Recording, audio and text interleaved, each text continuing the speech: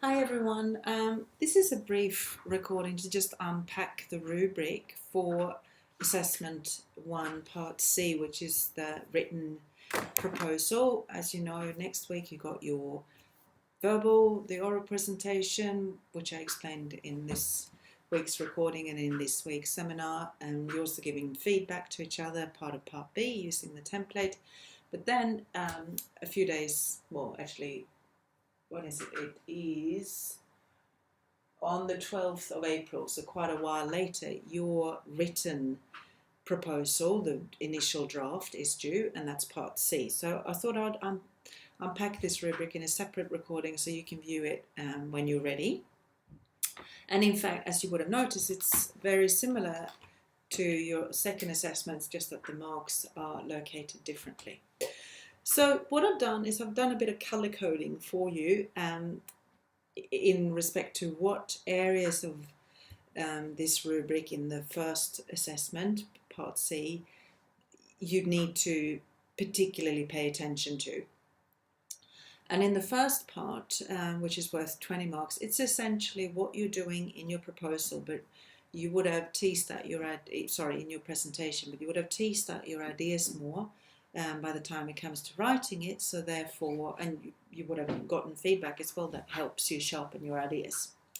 So in this part, you're identifying your topic and explaining the significance to your professional practice, of why you've chosen it, and your research purposes. So the problem, the question, the aims, and the objectives are outlined. For a pass, you're probably fairly broad still in your topic. You do have some links to professional practice, and you have included all of them, so problem, question, aim, and objective, but they might just be described or not have a lot of detail. For credit, you are slightly sharper in your focus, if you like. You still have probably a fairly broad topic. You establish some links to your professional practice, and you're clearly outlining your problem, question, aim, and objectives. For a distinction, you're very explicit in those purposes, and you've provided a specific topic. You're having a fairly sharp and concise introduction in respect to identifying that topic, so it's more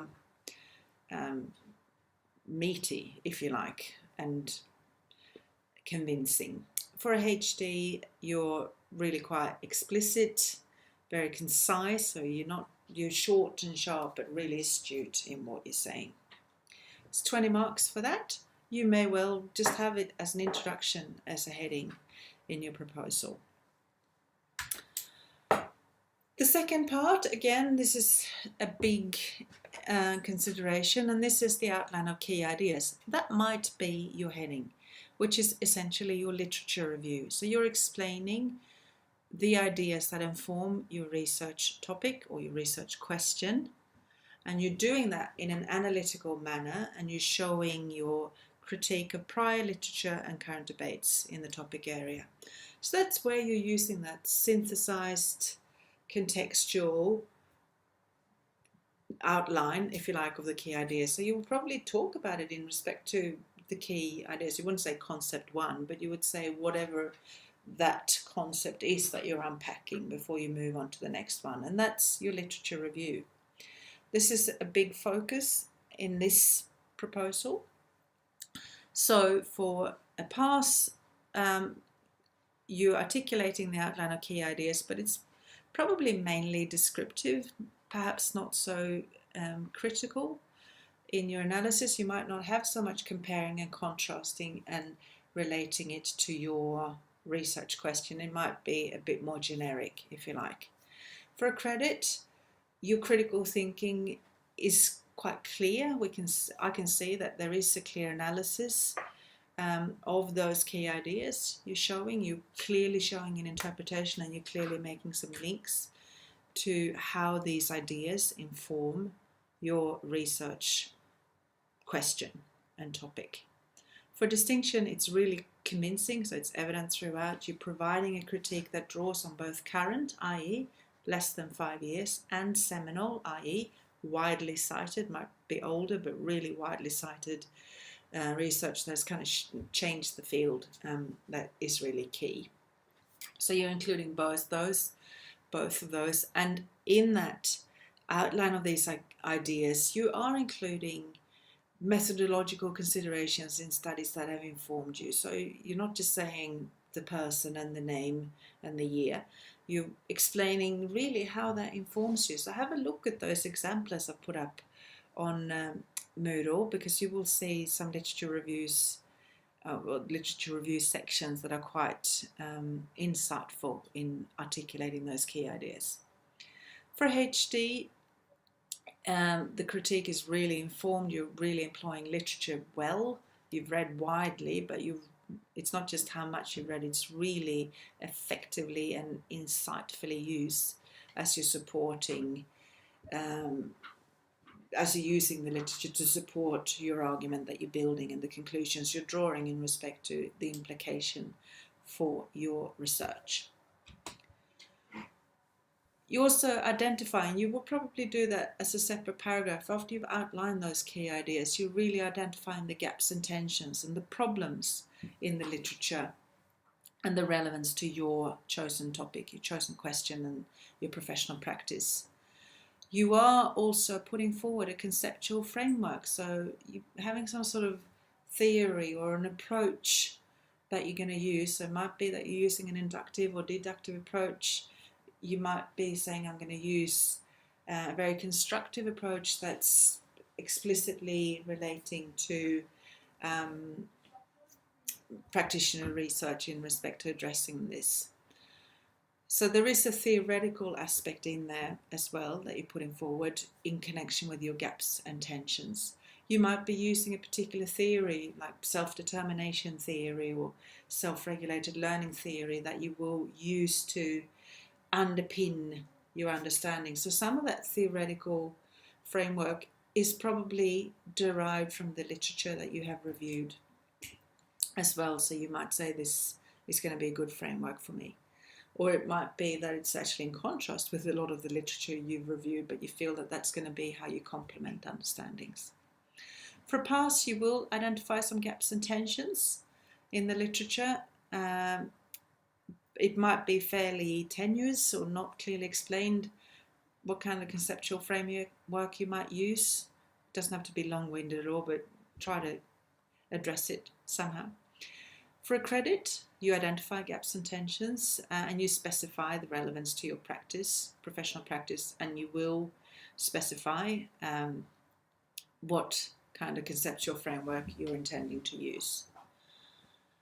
For a distinction, you identify gaps and tensions in the literature clearly.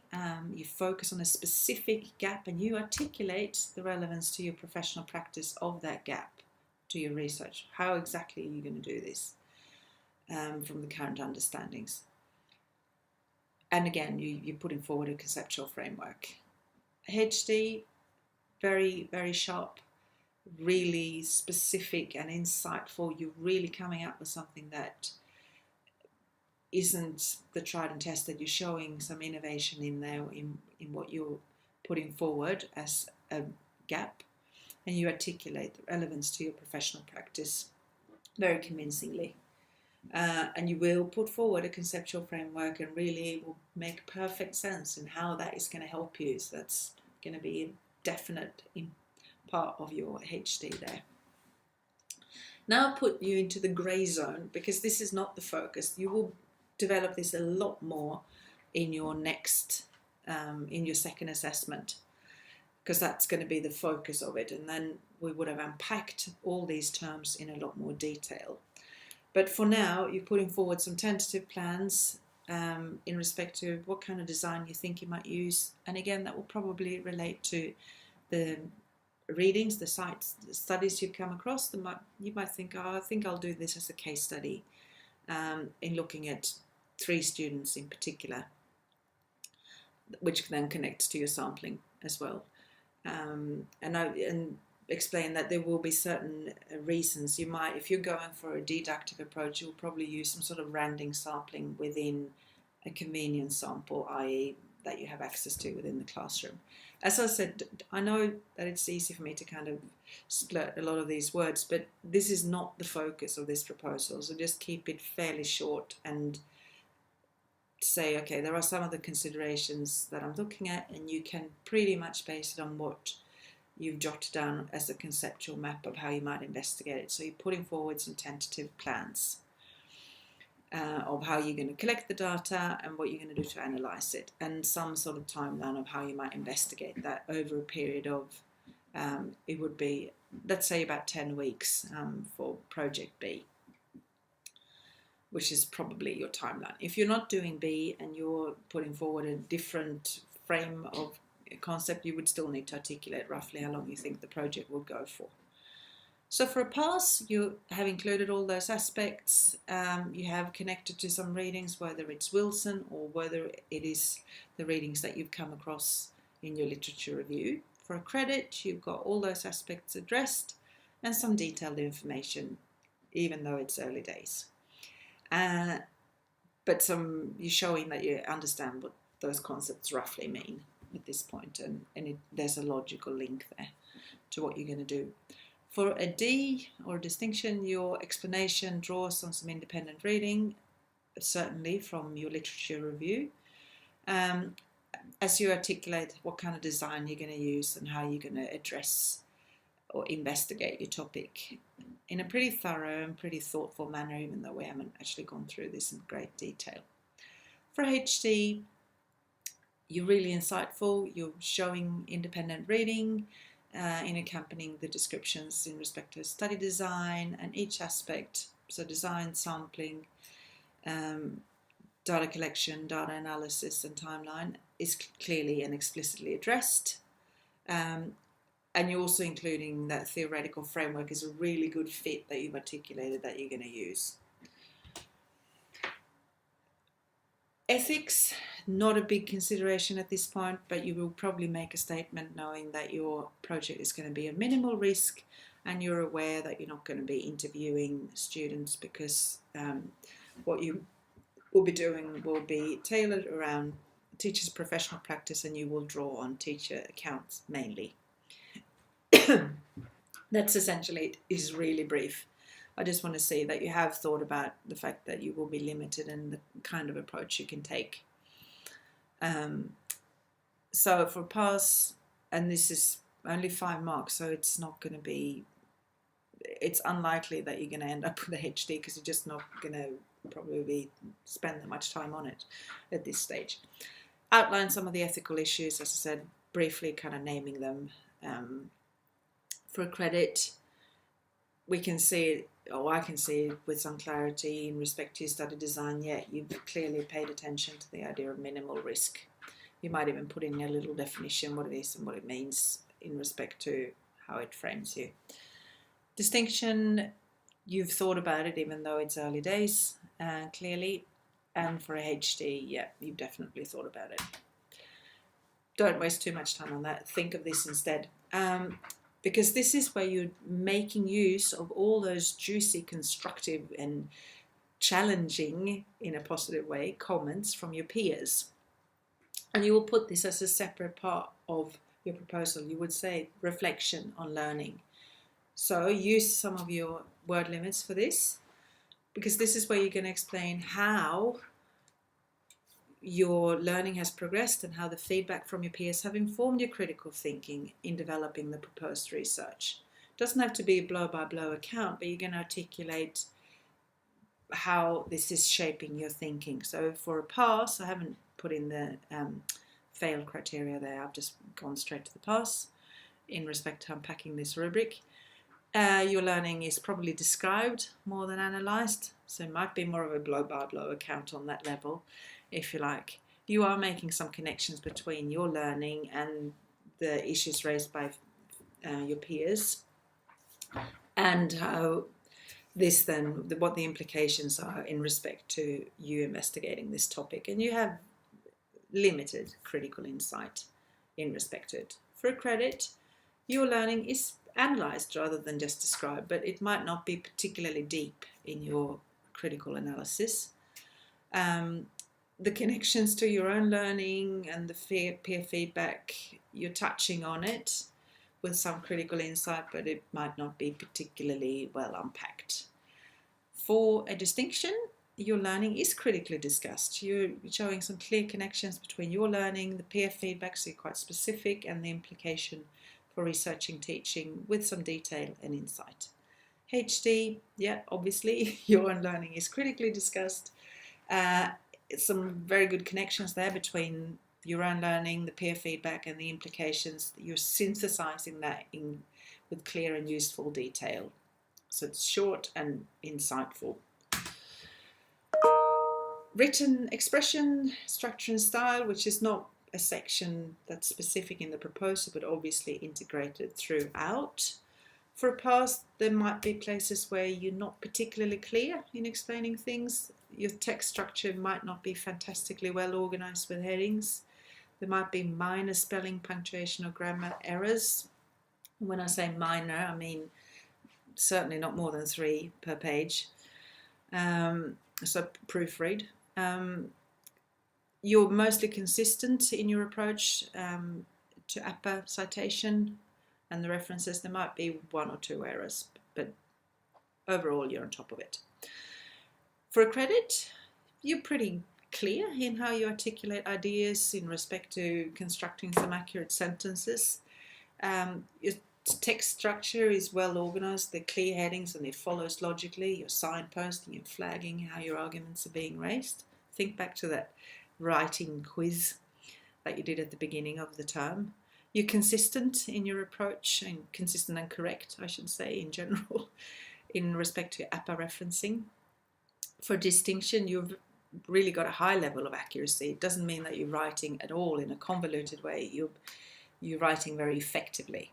You have good control in how you articulate your ideas, and you're logical and coherent in how you build your text. Look at the examples and look at the ones that are really, most of those are pretty good. So look at the ones that you think, yeah, this is actually really well structured, and follow suit. You're consistent in your approach to using APA, and it's correct. At a HD, very, very smooth and polished. So a high level of accuracy and articulation. You're logical and coherent, and your APA referencing is bang on, and there are no mistakes whatsoever in that.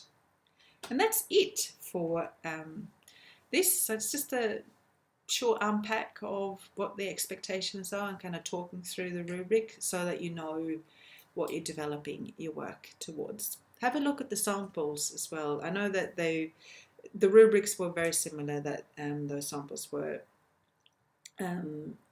developed for. They're developed from different levels of students. And obviously, as I've said, they're final proposals, so they have a lot more emphasis on the methodology than you will. So pick the bits that are relevant for you and use your thinking. But in respect to your reflection, it's the feedback from your peers that you're addressing mainly. Okay, thank you.